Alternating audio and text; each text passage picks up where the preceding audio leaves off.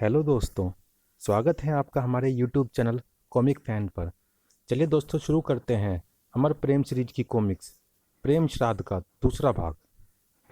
उंगा कबीले में बड़ी आसानी से घुसपैठ कर गया था आदमखोर भेड़िया वेयरवुल्फ। हु चल आए साए साए, खू खच आहा खच, क्री। उंगा की शांति भंग करने वाला जीवित बचकर नहीं जा सकता। ये मामूली शस्त्र मेरा कुछ नहीं बिगाड़ सकते। हाँ हाँ हाँ। मुझे रत्न चाहिए जो तुम्हारे सरदार के पास है, और तुम्हारा सरदार शव सामान लेटे इन्हीं लोगों के बीच में है।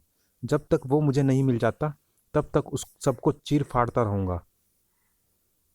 फूजो ने नगाड़ा संदेश फैलाया। ढम ढम ढम ढम। बाज ने सूचना दी है, वेयरवुल्फ उंगा कबीले में है। ढम ढमाढम। जेन, तुम कहाँ जा रही हो? तुम यहीं रुको। उस शैतान को मैं अपने हाथों से मारना चाहती हूँ। उधर भेड़िया कंकालाओं के कंधों पर रास्ता बनाता हुआ निकलता चला गया। उफ, अपने शरीर में रक्त का प्रवाह धीमा रखना जरूरी है, किंतु कंकालाओं से जूझने के लिए मैं ऐसा नहीं कर सकता। ओह थम्बू, मेरी मंजिल। थम्बू को ईश्वर की तरह पूजते हैं ये लोग। मुझे उसके ऊपर चढ़ा देखकर ये लोग क्रोधित हो रहे हैं। ये किसी भी समय मुझ पर जानलेवा आक्रमण कर देंगे। इनसे निपटे बिना मैं यहाँ से नहीं जा सकता। मुझे अपने रक्त प्रवाह को और बढ़ाना होगा। उफ, रक्त पिचकारियों की तरह छूट कर निकल रहा है। रक्त की कमी मुझे ढेर ना कर दे। मारो मारो। हो हो, अनर्थ अनर्थ। एक जंग यहाँ शुरू हो चुकी थी, एक यहाँ शुरू होने वाली थी। फूजो का नगाड़ा संदेश सुन लिया था हमने। भेड़िया के एहसान का बदला उतारने का समय आ गया है। चीर फाड़ दो इस शैतान को। अपनी मौत के पास आ गई हो तुम सब। खबरदार, कोई उंगा कबीले में प्रवेश की चेष्टा ना करो, वरना ये मारा जाएगा। वेयरवुल्फ हमारा शिकार है, और शिकार जारी है। जहाँ स्त्री कबीले की स्त्रियां होती हैं, वहाँ पुरुषों का प्रवेश नहीं हो सकता। हम भेड़िया की मदद करना चाहते हैं मूर्ख। तुम पागल हो गई हो। ये समय संकट का है। हमें मिलजुल कर उस शैतान का मुकाबला करना होगा। हाँ, भेड़िया के आने तक हमें उसे रोके रखना है, क्योंकि उसे केवल देव बाण से मारा जा सकता है। यदि किसी ने एक कदम भी आगे बढ़ाया तो जंग यहीं शुरू हो जाएगी। थर्ड, आह, तुम सबकी मौत तुम्हें यहाँ खींच लाई है। सुनो, कबीले के अंदर से तुम्हारी लड़ाका स्त्रियों के चीखने के स्वर आ रहे हैं। इस वक्त अपनी जिद छोड़ दो, वरना वो शैतान वेयरवुल्फ उन सबको मार डालेगा। पुरुषों के प्रति अपनी नफरत को तुम हमेशा के लिए कायम रखना, मगर अभी एकजुट होकर हमारा साथ दो, वरना कोई नहीं बचेगा, ना तुम ना हम।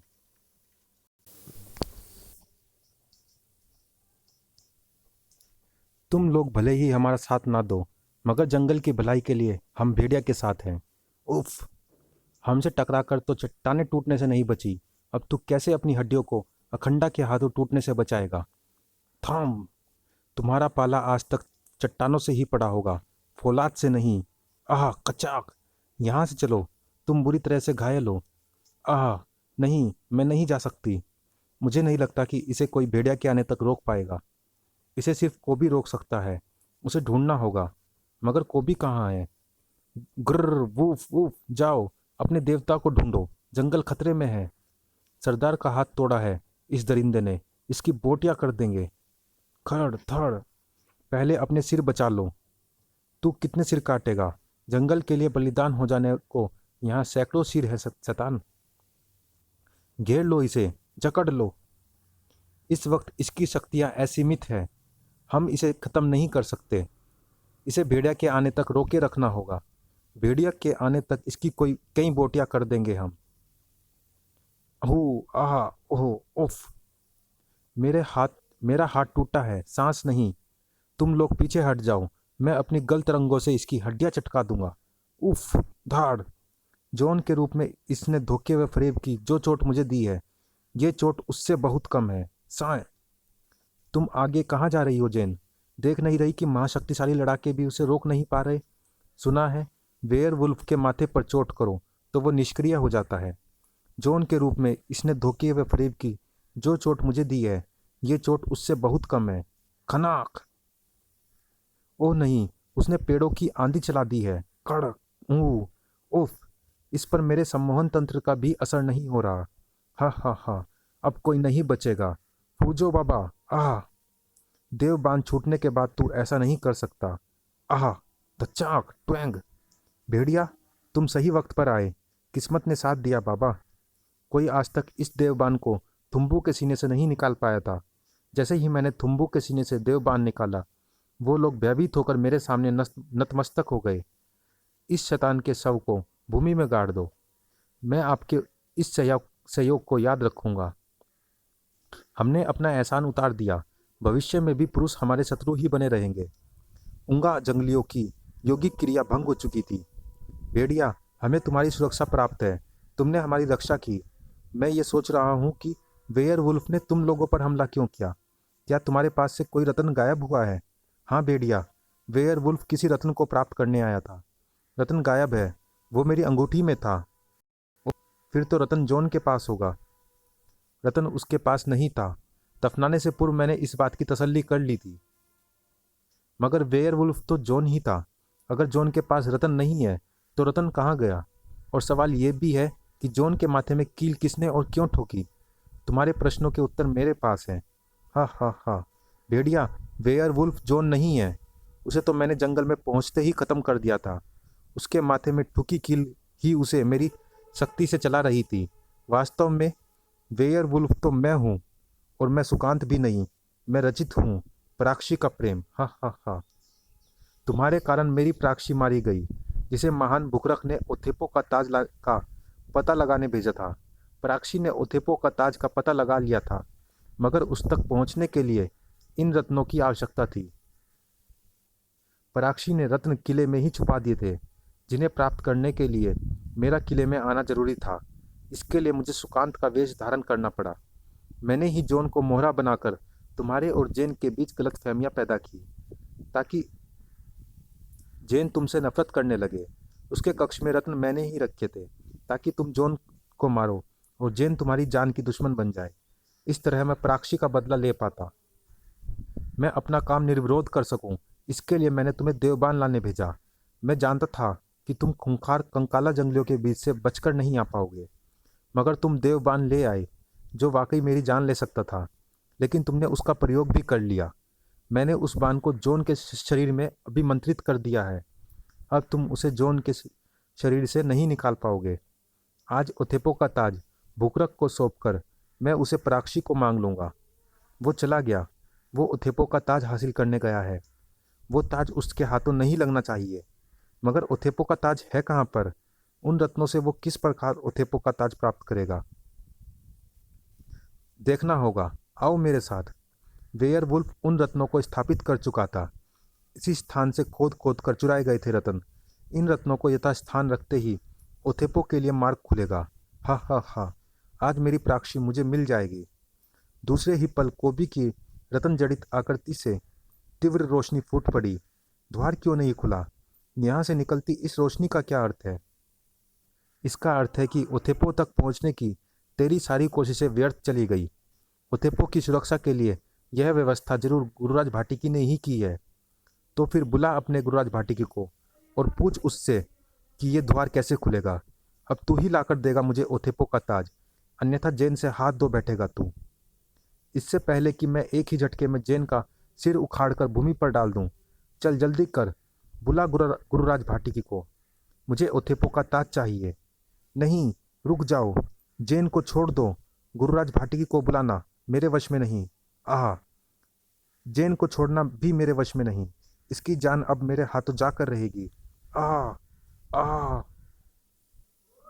ओथेपो का ताज नहीं, तुझे कोबी के हाथों मौत मिलेगी शैतान।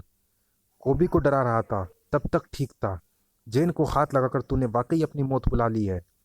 मेरी जैन को चोट पहुंचाकर किसी भी चीज को पाने के विचार तेरे प्राणों के साथ ही तेरे शरीर को छोड़ देंगे। अब तू पछताएगा, कोसेगा अपने आप को कि क्यों जन्म लिया तूने। अपने जन्म लेने पर अफसोस होगा तुझे। बस ये आखिरी बार होगा और तेरे प्राण पखेरु तेरे शरीर के पिंजरे से आज़ाद हो जाएंगे, और तेरी आत्मा भी जैन नाम की किसी लड़की पर हाथ उठाने से पहले डरेगी। बहुत बोलता है तू। बोलती बंद करनी होगी तेरी। कड़ाक। मुझे ओथेपो का ताज हासिल करना है, किसी भी हाल में। वही मुझे मेरी प्राक्सी वापस दिला सकता है। पर तुम दोनों के रहते मुझे वो ताज ऐसे हासिल नहीं हो पाएगा। तुम दोनों की मौत के बाद मैं खुद हासिल कर लूँगा ओथेपो का ताज। अब ये लड़की ही मुझे दिलवाएगी ओथेपो का ताज। गुरु भाटिकी को ये बुलाएगी। ओह, यह रोशनी! रत्नों ने अपना काम कर दिया लगता है। ओह, ये क्या है? वो दोनों कहाँ गए? भेड़िया? फिर एक हो गए कोबी और भेड़िया। एक होकर भी क्या बिगाड़ लेंगे मेरा? पराक्षी भी यही मनसा लेकर आई थी। अंजाम क्या हुआ तू जानता है। तेरा अंजाम भी वही होगा। हे भेड़िया देवता, मदद! उफ! पूनम की रात ने इसकी शक्तियों को कई गुना बढ़ा दिया है। इसे समाप्त करने का एकमात्र साधन देवबान व्यर्थ हो चुका है। अब इसे रोकूं कैसे? हा हा हा! मुझे कोई नहीं रोक सकता। हार मान ले भेड़िया और ताज मुझे सौंप दे। हो सकता है प्राकृति की सांसें मुझे इतना दरिया दिल बना दे कि मैं तुम सबको बख्श दूं। वरना आज ताज तो मुझे वैसे भी प्राप्त करना ही है, चाहे तेरी लाश के ऊपर से ही गुजर कर प्राप्त करूं। तुझे प्राक्सी से बहुत प्रेम है ना? शीघ्र ही प्राक्सी के पास होगा तू। हा हा हा! सपने देखना छोड़ दे भेड़िया। तेरे ये मामूली प्रहार मुझ पर खरोंच भी नहीं डाल सकते। पूनम की चांदनी रात ने इसकी शक्तियों को असीमित कर दिया है। इसे रोकने के लिए मुझे कोई युक्ति ढूंढनी होगी। काश किसी तरह चांद की किरणों को धरती पर आने से रोक सकता तो इसे रोकना आसान हो जाता। पर ऐसा होगा कैसे? हाँ, एक रास्ता है, पर उसमें खतरा है। लेकिन इस शैतान ने निपटना है तो मुझे ये खतरा मोल लेना होगा।